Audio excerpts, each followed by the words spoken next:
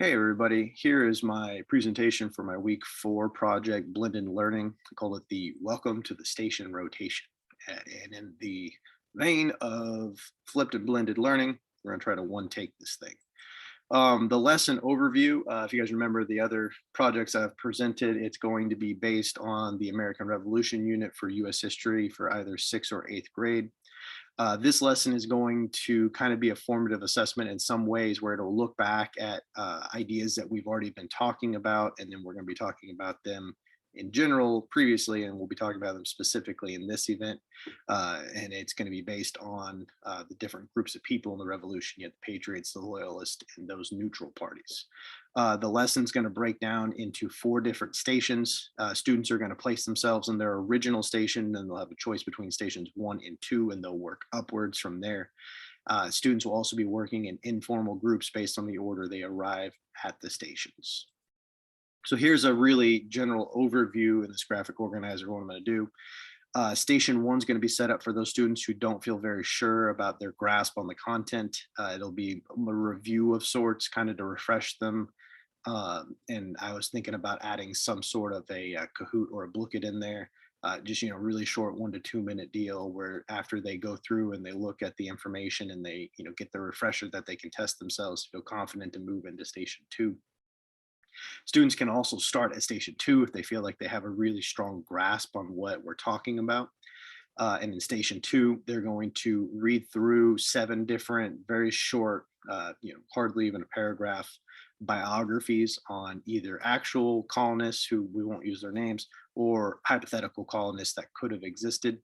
And they are going to take that information into consideration, and they're going to make a decision on whether or not they think they would be more likely to be a patriot supporting the revolution, a loyalist supporting the crown, or a neutral party who was not trying to pick a side. What they'll do after they read through that, it'll be on a digital packet on their computer, and they'll be able to either read it or use a Chrome extension or any kind of extension to be able to listen to the text. I'm also going to put physical maps at the station so that way they can see the maps, and if it's somebody from Virginia versus like Massachusetts, they'll be able to see that because where you're from made a big difference on how you felt about things. And then what they'll do after they go through those colonists, they are going to get onto Padlet and they're going to leave their 2 cents, so to speak, on what they think about each of the colonists. So they'll listen to colonist A's biography or read it. And then they'll say, well, I think colonist A would have been a loyalist. And then they'll put down what they think and then the reason why. So, just a quick 2 at max 3 sentence, boom, throw it on the Padlet, do that for all of them. And then once they've done that, they move on to station 3. In station 3, they'll review the Padlet, because the idea being that as they move from station 2 to station 3, other people will be putting in information too, and we'll have these text strands for kids to go back and read and look at to help inform their decision. And then they'll vote on a Google form whether they would be patriot, loyalist, or neutral. And then we'll use that as a way to start the next class as far as to see how the class voted. And then if they get done with that, they move on to station 4. And in station 4, they'll work in groups of 3 where they are going to select one of the colonists that they think would make the best spy for the British, since both groups, the Continentals and the British, had intricate spy networks set up throughout the colonies before and during the American Revolution. So I am teaching the Civil War right now, so my brain's somewhere else in American history. They'll be filling out a paper graphic organizer to conduct their thoughts and to do a peer review to see if their thoughts stand up to the criticism of somebody else. And then they will pick the person they think is the best spy, and they'll put them up on the board, and we'll be able to kind of do a quick straw poll off that. How this is going to enhance my lesson, several ways I feel like it will enhance my lesson. One, it's going to allow me to differentiate. The kids who need a little more work will be able to start at station 1, and I'll be able to work with them, whereas the kids who feel confident can jump right into it, can step in at station 2, and they can go from there. On the other side, my goal is to get everybody to station 3, and those that get done with station 3 get on to station 4. So that way my top kids aren't necessarily doing like more work or what would feel like extra homework, but they get to do a fun activity where they get to take what they've learned and then apply it to a different aspect of the assignment to give them a deeper understanding of what we're talking about. So I feel like it's a good way to differentiate for my students.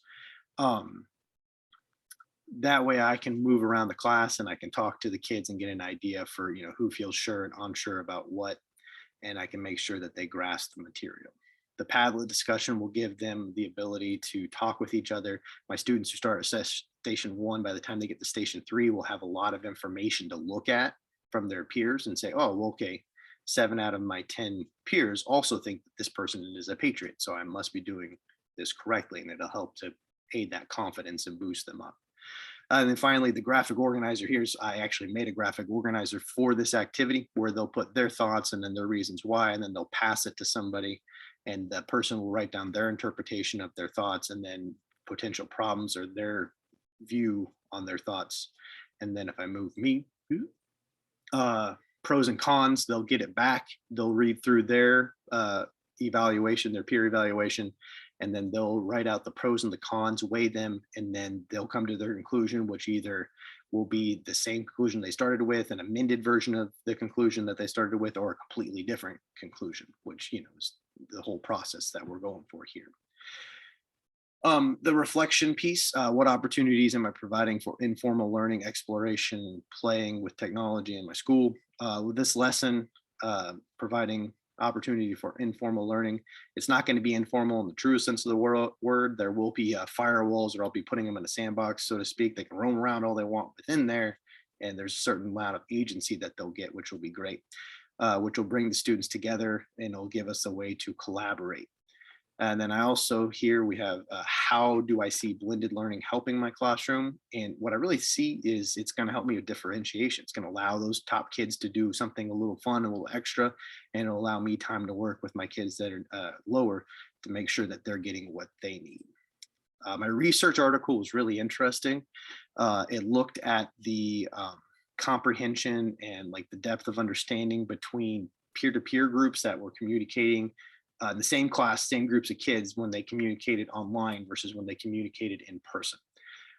And I found it really interesting. There's a graphic here that says basically in the end, comprehension was essentially the same between the two groups, but the types of learning that were going on were different, which I thought was very interesting. It said that the face-to-face conversations tended to be individual controlling, where somebody could take over the narrative of the conversation, whereas the interactions that were online were more group controlled, which I feel like there's pluses and minuses to both of those things that we can utilize in the classroom. And as long as we understand what to look for, we can make sure that we're guiding those things in the correct way as the teacher.